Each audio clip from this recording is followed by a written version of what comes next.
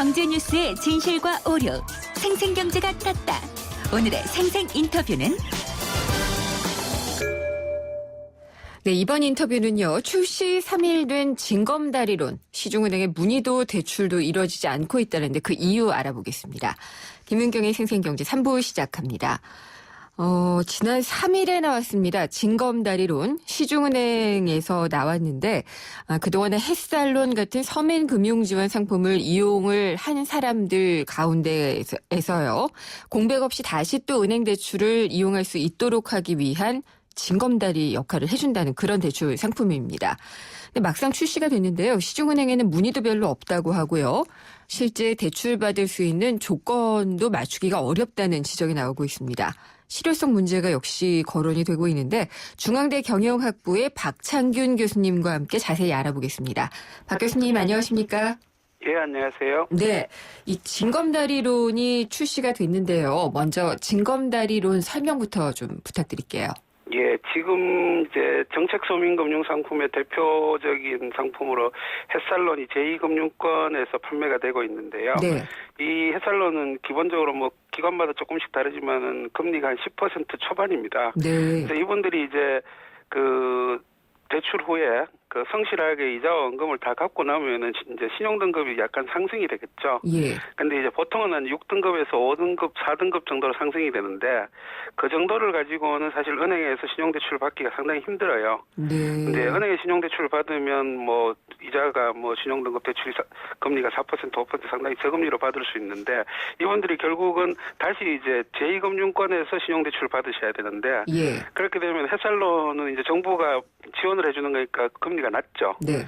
이분들은 이제 10% 후반 내지 심지어는 20% 대출을 받아야 되는 사태가 벌어지니까 상당히 힘들어지죠.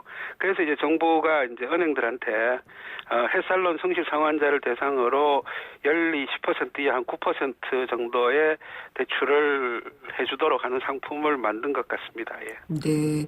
뭐 이른바 중금리 상품이네요. 예. 예. 근데 지금 교수님께서 많은 부분을 말씀을 해주신 것 같아요.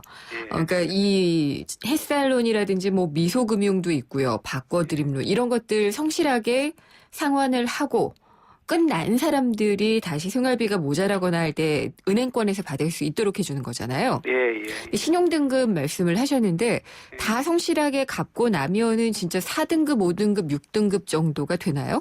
예, 보통은 그렇게 됩니다. 왜 그런가 하면은 햇살론을 처음에 시작할 때 네. 6등급, 7등급, 8등급이 많으시거든요. 네. 그런데 이제 햇살론이 죄송합니다. 성실하게 상환이 되려면 한 4, 5년 내지 5년을 갚아야 되거든요. 네.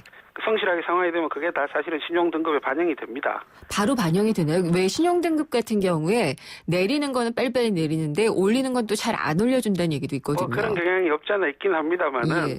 이분들 같은 경우에 사실상 햇살론을 받으시면 네. 다른 대출은 거의 없다고 보면 되시거든요. 아. 그런 경우에는 햇살론이 성실하게 상환이 되면 네. 뭐 비교적 다른 경우에 비해서 빨리 반영이 되는 걸로 알고 있습니다. 네. 그래서 어쨌든 성실하게 상환하는 사람들에게는 뭐 징검다리로 은행권 대출을 중금리로 받을 수 있도록 해주겠다. 취지는 상당히 좋잖아요. 그렇죠. 예. 근데 이게 일단 햇살론을 다 갚아야 되고 말씀하신 대로 신용 등급도 어느 정도 좋아야 되고 이렇기 때문에 대상자가 별로 많지 않다는 얘기도 있거든요. 근데 이게 시간이 좀 더 지나야지 실제로 이게 실효성이 있는지 없는지를 확인할 수 있을 것 같습니다. 이 구조를 자세히 보시면은요. 예. 햇살론이 처음 나온 게 2010년 7월이거든요. 네. 햇살론 대부분의 상품이 대출 만기가 4년 내지 5년입니다. 예. 그러니까 지금 이미 완납이 되신 분들은 지금 완납이 돼서 대상이 되시는 분들은 햇살론 판매 초기에 네. 아주 시작하자마자 바로 받으셨던 분들 중에서 성실 상환하신 분들이거든요. 그러니까 그분들이 아직 그렇게 햇살론이 명수가 많지가 않을 겁니다. 햇살론 상환이 다 끝나지 않은 사람이 많다. 예. 예, 그런 말씀이시네요. 그리고 또 그런 통계도 있어요. 햇살론이나 이런 서민금융 지원 상품에서 성실하게 상환을 하면 좋은데 그조차도 어려워서 연체율이 높다. 이런 얘기가 있거든요. 이 연체 있고 그러면은 안 되는 거잖아요. 그렇죠. 예. 예. 그래서 이게 실효성이 있겠느냐라는 그런 지적도 있거든요. 사실은 이건 좀 생각해 볼 문제인데요. 네. 그 햇살론이 상당히 그 뭐 채무자 입장에서 볼 때는 조건이 좋죠. 일반 네. 다른 금융기관에서 받는 것보다.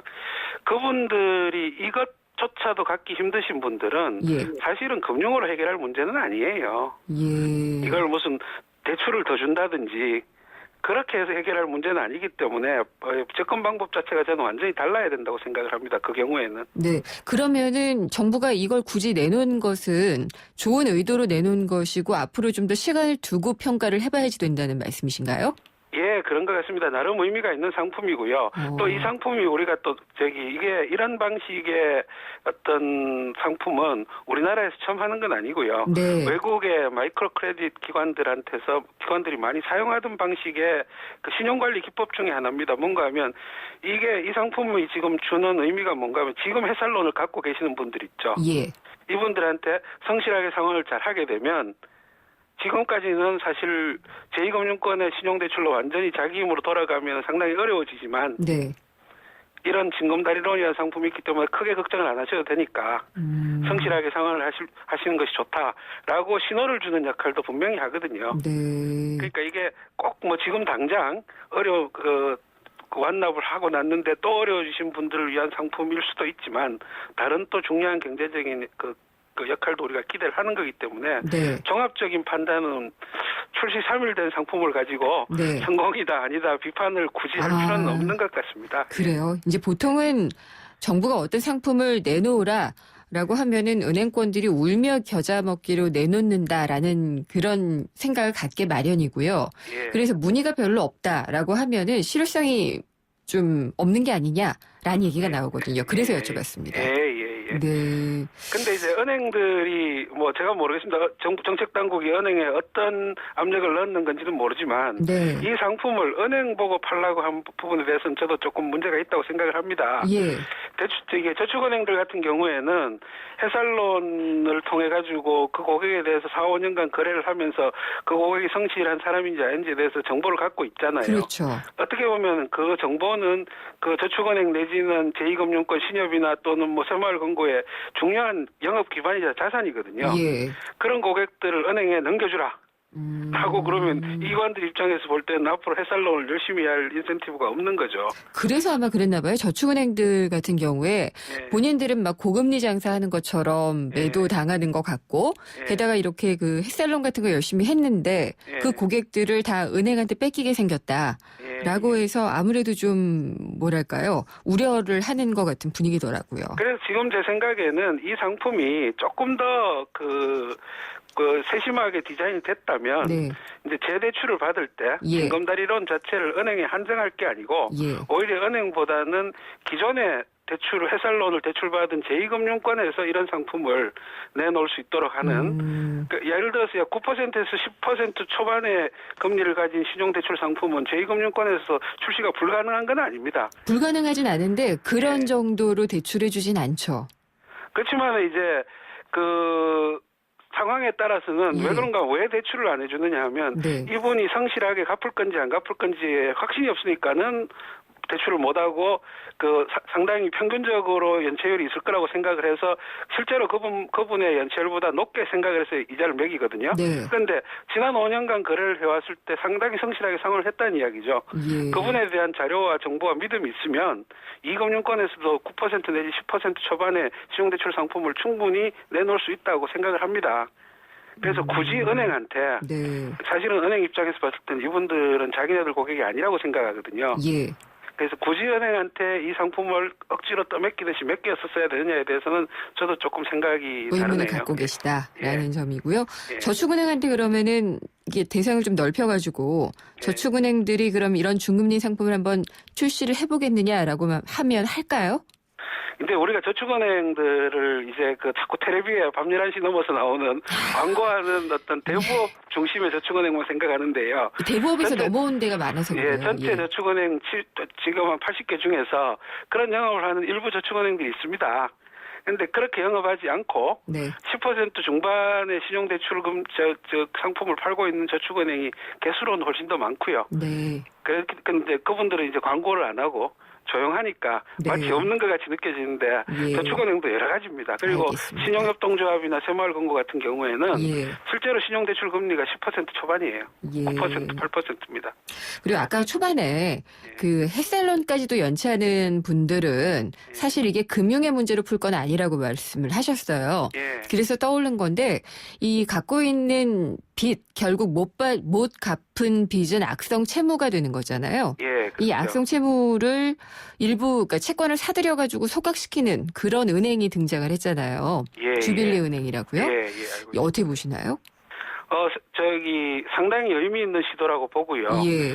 이제 일부 이제 도덕적 해이를 걱정하시는 분들이 있는데. 물론 있죠. 예, 근데 이 주빌리 은행이 사들이는 채무는 상당히 오랜 기간에 사실 10년 이상 넘은 그리고 또 전체 빚이 3천만 원 이하인 제가 알기로는 상당히 소액 장기 연체자들의 채권을 사들여 소각을 하는 거거든요. 네. 이런 정도의 빚을 안 갚기 위해서 10년 동안 연체를 해서 그 채권 추심에 일부러 시달리는 사람은 저는 없다고 봐요. 네. 이분들은 진짜로 못 갚으시는 거거든요. 알겠습니다. 그런 그러니까 거는 이분들에 의미 대해서 있으시다. 무슨 예.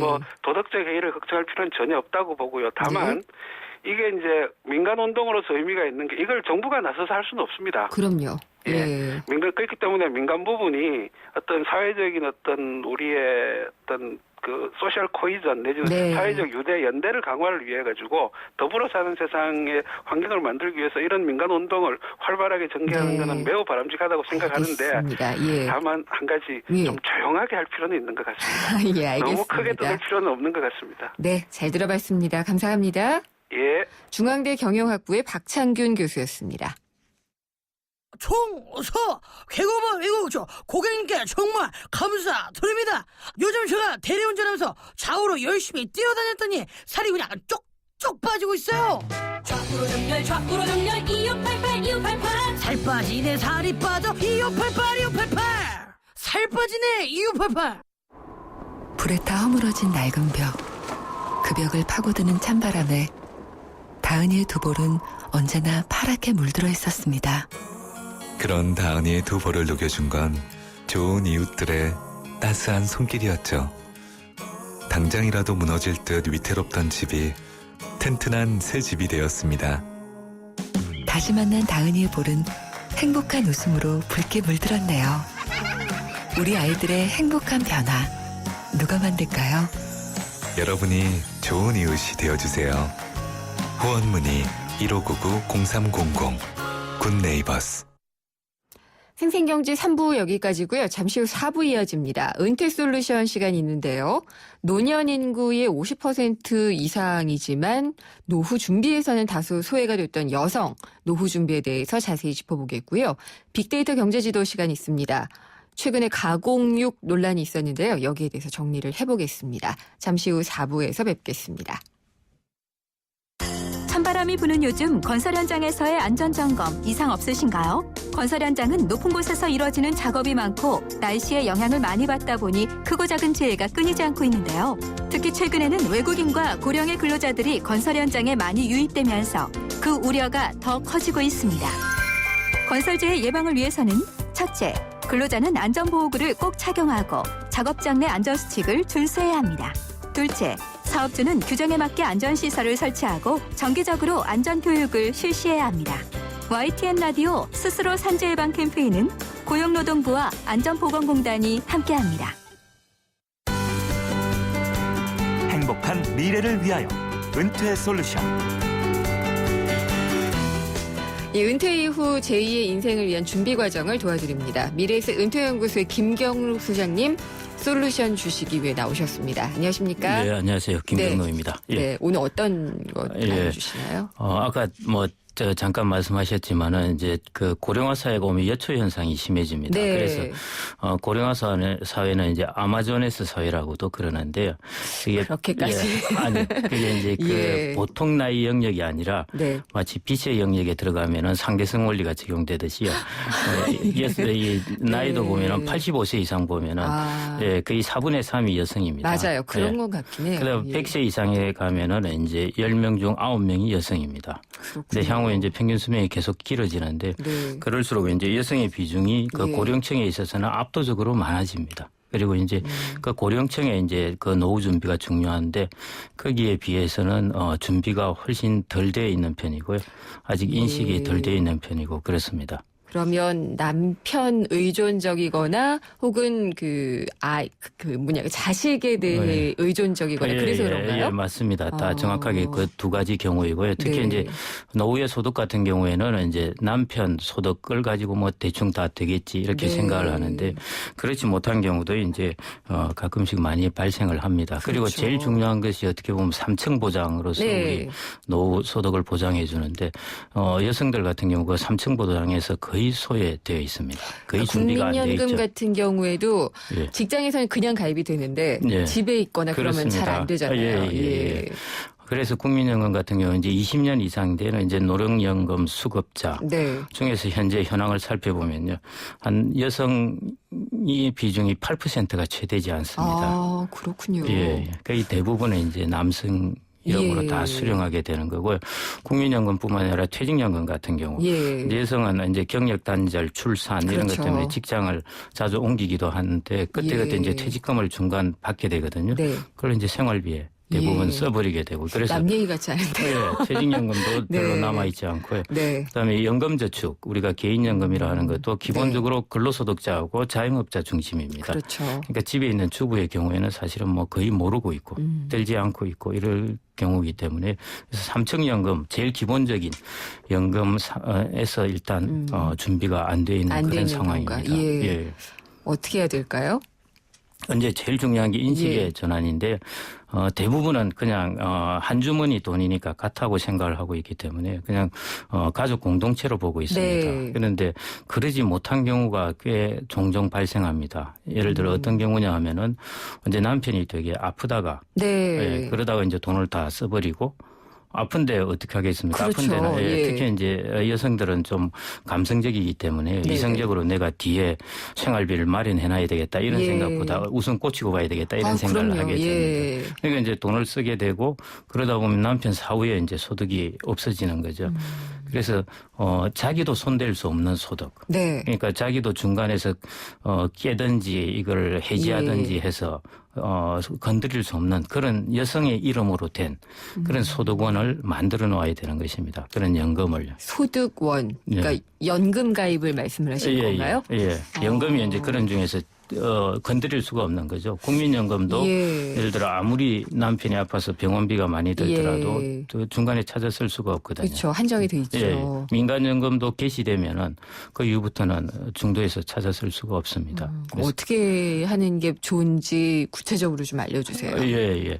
그래서 이제 첫째 이제 민간연금 같은 경우 우리가 이제 즉시연금이라고도 하고 하는데 민간연금 같은 경우에는 일단은 이제 부부 연생형이 아닙니다. 부부 연생형이라면은 연생형이요? 예, 남편이 사망하면은 여성한테 오는 그런 형태가 아닙니다. 그러니까 피보험자가 사망하면은 그걸로 대부분 끝납니다. 아, 그래요? 예. 그 민간연금요. 국민연금은 이제 민간연금. 예, 예. 국민연금에는 뭐 40에서 60%까지 유족이 받을 수 있지만 민간의 일반적인 종신연금은 그렇지가 않습니다. 끝난다는 말씀은요. 남편이 그러니까 사망하면은 그걸로 이제 더 이상 아내는 더 이상 못 받는 거고 아내 못 받으면 그러면 그게 거의 쌓여 있는 대로 그냥 그렇습니다. 이제 있는 20년 거예요? 이상 보통 기한을 두고 20년 전에는 돈을 좀 돌려주는데 예. 20년을 넘었을 때는 이제 그런 부분이 잘 없습니다. 그러면은 남편이 들 때 피보험자를 아내로 해놓는 게 그렇죠. 좋은 방법이네요. 피보험자를 첫째는 이제 좀 분산해서 여러 연금들을 들어놨을 예. 텐데 모두 남편 이름만 해놓지 말고요. 네네. 예, 아내 이름도 해놓고 남편 이름도 해놓고 그리고 통상적으로 아내가 보통 더 오래 사니까 예. 뭐 또 아내 이름으로 해놔도 되고요. 예. 아내를 위해서 이렇게 해주면 좋을 텐데 소장님은 그렇게 하셨어요? 예. 뭐 그렇게 되어 있습니다. 나중에 연금을 네. 받을 때는 모르겠지만. 그렇군요. 예. 예. 아, 저도 이 부분은 좀 소홀히 봤던 것 같아요. 예. 그래서 피보험자를 잘 나누어서 분산을 해놓고 하는 게, 네. 그게 크게 비용 들일 것도 없고요. 예. 그렇게 해놓는 것이 그렇죠. 일단 좋을 것 같고요. 또 뭐가 있을까요? 예, 두 번째는 이제 종신보험이라는 게 있지 않습니까? 네. 이제 생명보험이라고 그래, 일간. 근데 이제 남자 나이가 뭐 60 이렇게 넘어가면은 이제 뭐 소득을 추가로 벌 것도 없고 자식도 다 크고 했으니까 뭐 해지해서 쓰든지 네. 뭐 이런 생각을 하게 됩니다. 근데 이제 이런 경우에도 남편이 이제 막 아파서 좀 치료비를 쓰다가 사망을 했을 경우 종신보험이 있으면은 네. 그래도 사망하고 나서 이제 보험금이 좀 나오거든요. 그렇죠. 예, 그런 걸로 좀 활용할 수가 있습니다. 예. 그래서 이걸 이제 종신보험 같은 경우도 중도에서 이제 남편이 충분히 나이가 되었고 자식도 크고 했으니까 우리 네. 그만 찾아서 써버리자. 예. 이러시지 말고 놓아두셨다가 나중에 혹시 남편이 이제 사후에 이런 네. 때 여러 소득원으로서 좀 아. 짭짤하게 쓸 수가 있습니다. 그러면 이게 남편의 종신보험인데 남편 명의로 돼 있거나 아니면 수혜자가 뭐 아내로 안 돼 있거나 해도 그냥 배우자에게 오는 건가요? 이거는? 수혜자는 이제 배우자나 자식으로 보통 해놓죠. 제가 배우자로 수익자로. 해놨다가 예. 없앴거든요. 아, 예, 그렇군요. 네. 또 뭐가 있을까요? 예, 그 다음에 이제 중요한 게 주택연금입니다. 주택연금. 예, 예. 네. 주택연금이 이제 3억 집 같으면은 60세부터 받으면은 한 68만 원을 네. 매월 받을 수 있고요. 70세부터 받으면 거의 100만 원을 네. 받을 수 있습니다. 근데 주택을 가지고 있다 보면은 가끔씩 이게 이제 자식이나 네. 혹은 다른 데 필요할 때 담보로 해서 대출을 받아서 돈을 빌려줄 경우가 많습니다. 그러다 보면은 나중에 이걸 이제 뭐 어떻게 남편이 소득이 네. 없어진다든지 사후에 소득원이 없어지거든요. 근데 주택연금을 받아 놓으면은 남편이 사망하더라도 이거는 100% 아내가 그대로 받을 수가 있습니다. 네. 그렇기 때문에 주택을 그냥 이렇게 가지고 계시는 것보다 주택 연금화해서 받으시면은 예. 지금 예를 들어 뭐 100만 원을 받고 남편이 사망하더라도 그대로 100만 원을 받을 수 있고요. 그리고 웬만해서는 그 주택을 건드릴 수가 없으니까요. 그리고 이게 예. 이제 저희 또래들도 그런데 골드미스들 많잖아요. 예, 예. 저희 윗세대들도 그런 분들이 있어요. 자산도 어느 정도 있으시고 예. 집이 있으면은 어느 때서부터 이 영목이지 예. 주택연금을 하면 좋겠느냐라는 예. 걸 물어보시더라고요. 예, 예. 그게 이제 중요한 포인트입니다. 네, 네. 혼자 계신 분. 예, 네. 예. 중요한 포인트인데요. 뭐 경우에 따라 다릅니다. 어떤 분은 영목이지를 일찍 하셔가지고 네. 그 돈을 가지고 잘 활용을 하시는 분이 있고요.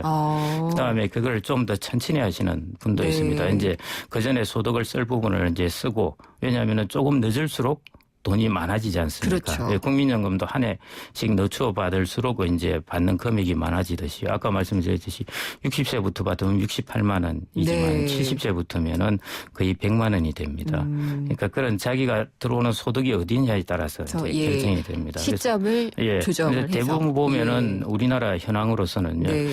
60대는 거의 잘 안 받으시는 것 같고요. 네. 일단 참다가 그렇죠. 한 70대를 넘어가니까 많이 받으시는 것 같습니다. 그렇군요. 예. 이거 적극적으로 생각하시는 걸 보니까 예. 이게 좀 많이 보편화됐구나라는 생각이 들더라고요. 예. 근데 생각보다는 실행하는 사람이 아직 많지는 않습니다. 생각은 많이 하고 계셔요.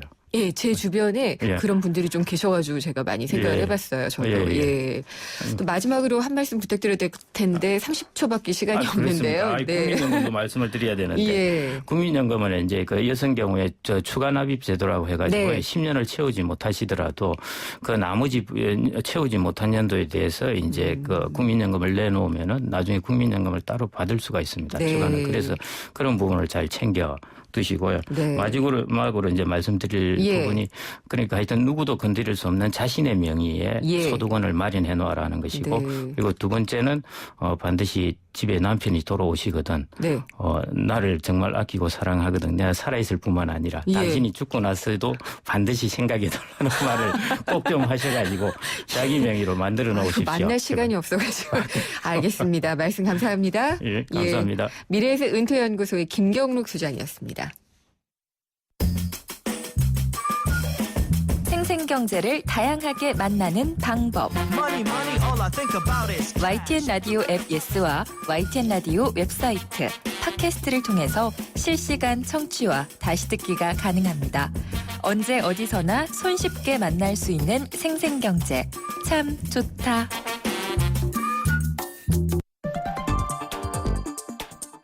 숫자로 보는 세상. 빅데이터로 만들어본 경제지도. 빅데이터 경제지도 시간입니다. 다음 소프트의 최재원 이사 나오셨습니다. 안녕하십니까? 네, 안녕하세요. 최재원입니다. 이사님은 어쩐지 건강식만 드실 것 같아요. 저는 어렸을 때부터 그랬다고 하더라고요. 네. 아니 본인이 혼자서요? 네, 근데 저도 우리 애 보면 예. 그 여자애는 안 그러는데 그 남자애 보면은 네. 정말 몸에 좋은 것만 골라 먹어요.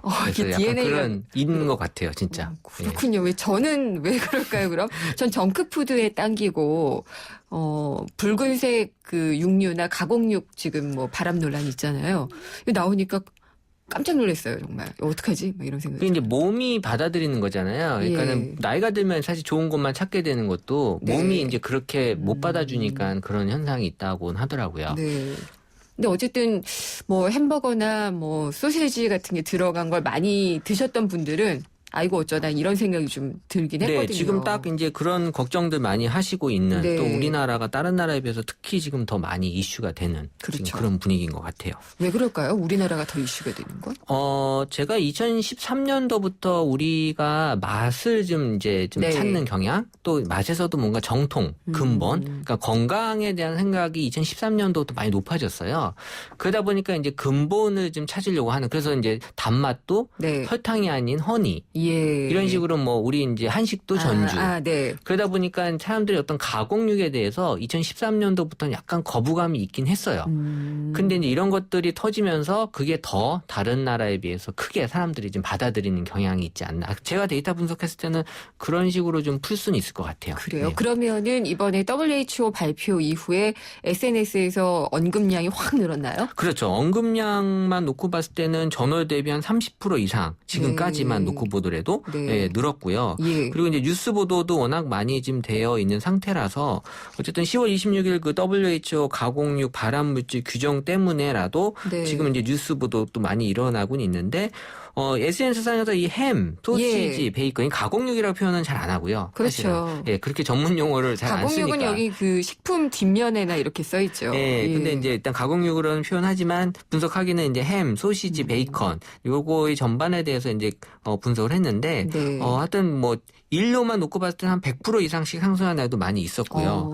그래서 어쨌든 요새 건강 그리고 네. 맛 이런 거에 대해서 사람들은 관심이 높기 때문에 앞으로도 이런 비슷한 이슈가 생기면 항상 또 사람들은 예. 관심을 많이 가질 수밖에 없는 거죠. 관심을 많이 갖는데 그 관심이 긍정이 많아요, 부정이 많아요. 이번 이슈는 이제 부정이 많을 수밖에 없는 네. 그런 이슈였고 이게 발암물질이라는 게 정말 무서운 말이잖아요. 그렇죠. 예, 무섭고 해롭다라는 거에 연관된 말이고 예. 기존에 이제 발표되기 전에는 긍정이 56%, 그러니까 네. 나머지가 다 부정이 아니라 긍정 56, 부정 10%인데 발표 이후에는 이 긍정이 24%, 그러니까 절반 이하로 이제 확 줄어들었고요. 떨어졌군요. 예. 부정은 10%에서 53%, 그러니까 5배 이상. 그러니까 뭐 좋다라는 건 당연히 얘기는 안 하겠지만 나쁘다라는 얘기를 5배 이상 더 많이 네. 하게 되는 거죠. 저는 사실 이 WHO 뭐 발표하고 그러면은 막 의문이 들면 찾아보기도 하는데 시간이 없어서 못 봤거든요. 네. 보통 근데 이게 연구실의 실험 결과를 가지고 발암 가능성을 얘기하는 경우가 많잖아요.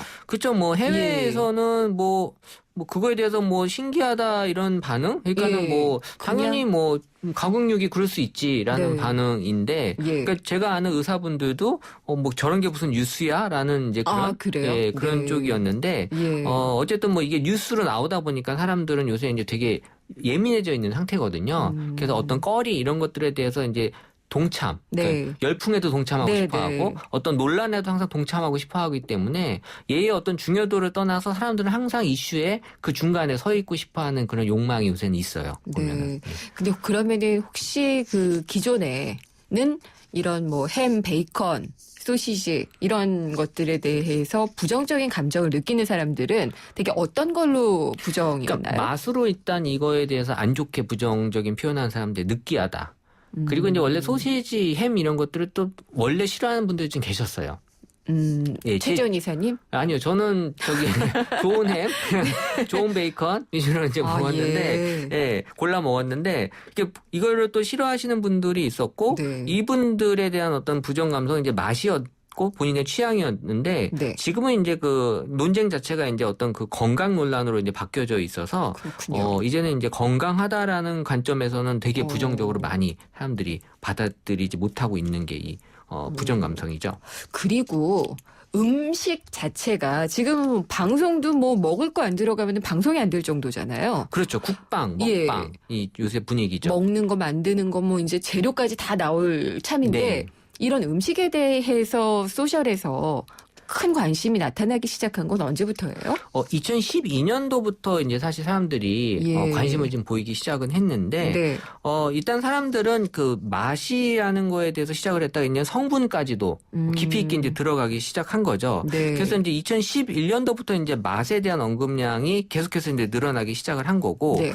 그러면서 사람들이 이제 그 짠맛, 단맛 이런 것들을 좋아하지만 어쨌든 거기에 대한 성분에 대해서 뭐 첨가물이니 나트륨이니 지방이라든지 맞아요. 예. 이런 것들에 대해서는 이제 해로운 요소다라는 그 인지를 계속해서 이제 그때부터 사람들이 강하게 하고 있었던 거고, 지금은 이제 뭐 식품에 관해서 먹는 거에 대해서는 이제 이슈들이 되게 강하게 보여주고 있기 때문에. 네.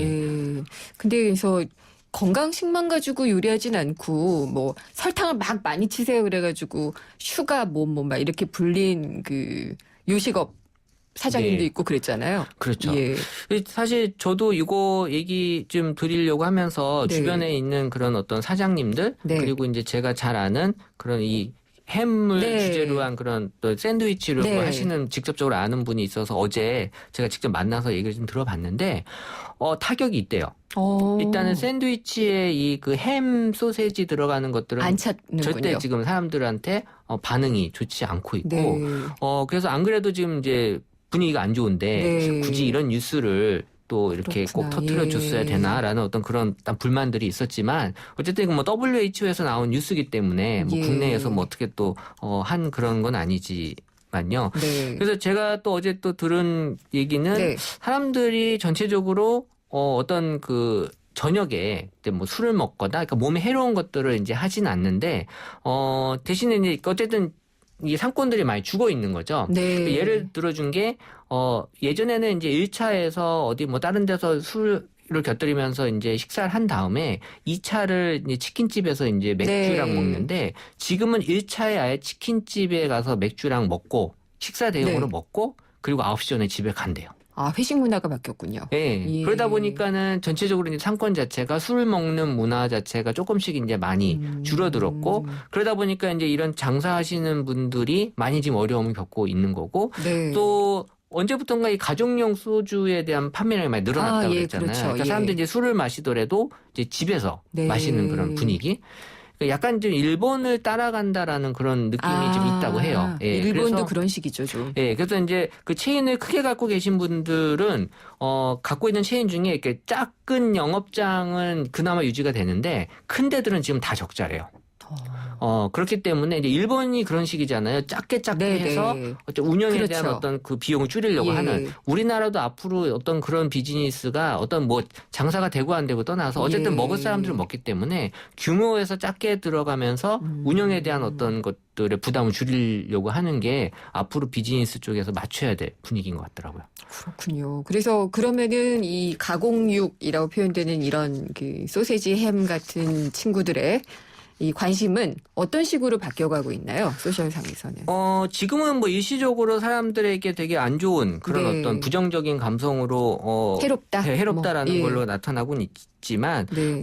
이게 이제 제가 봤을 때는 이게 안 먹을 수 없는 음식이에요. 지금 워낙 주변에 저희들한테 부대찌개, 네. 샌드위치, 예, 진짜 쉽게 뭐, 접할 수 예. 있는 그런 어떤 식품들이기 때문에 다시 또 이제 사람들에게는 예전의 그런 느낌처럼 다가갈 수는 있을 것 같긴 한데요. 어쨌든 뭐 이거 말고도 몸에 안 좋은 것도 얼마나 많아요. 뭐 담배만큼 많죠. 또 안 좋은 게 있을까요? 네. 그래서 이거 안 먹고 담배 핀다고 뭐 더 건강해지는 것도 아니고 그러니까 이런 것들이 이제 일시적인 현상일 거라는 생각은 좀 들어요. 데이터만 놓고 봤을 때는. 예. 그렇군요. 근데 업체들이 하여튼 타격을 받는 게 예전에 왜 그 쓰레기 만두 파문 있었잖아요. 네네. 그런 것처럼 한 업체가 망하고 뭐 한 가족이나 뭐 사람들의 인생까지도 좌우할 수 있는 부분이기 때문에 참 논란이 그렇죠. 될 수 이제 있을 것 같아요. 이 이슈로 예. 인해서 분명히 이제 피해를 보거나 예. 어려움을 겪는 분은 분명히 지금도 네. 계시는 거죠. 저는 계속 햄을 사랑하긴 하는데. 네. 네, 알겠습니다. 오늘 말씀 감사합니다. 네, 감사합니다. 다음 소프트의 최재원 이사였습니다.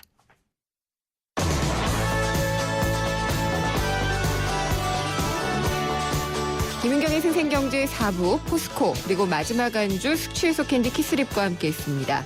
오늘 생생경제에서 마련한 선물 받으실 분은 7452님 외 한 분이고요. 0031님께는 알칼리수 에이스 한 박스를 선물로 보내드리겠습니다. 벌써 내일이 금요일입니다. 금요기획 있는데요. 영세 중소 카드 가맹점의 수수료 인하 대책 이후에 후폭풍. 저희가 전문가분들을 모시고 자세히 진단을 해보도록 하겠습니다. 다음 시간에 찾아뵙겠습니다. 김윤경이었습니다.